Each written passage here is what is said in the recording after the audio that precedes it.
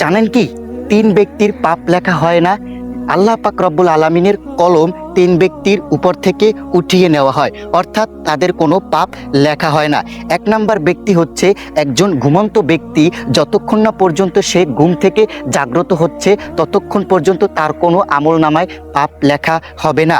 একজন শিশু যতদিন না পর্যন্ত বালেগ না হচ্ছে ততদিন পর্যন্ত তার আমলনামায় কোনো পাপ লেখা হবে না।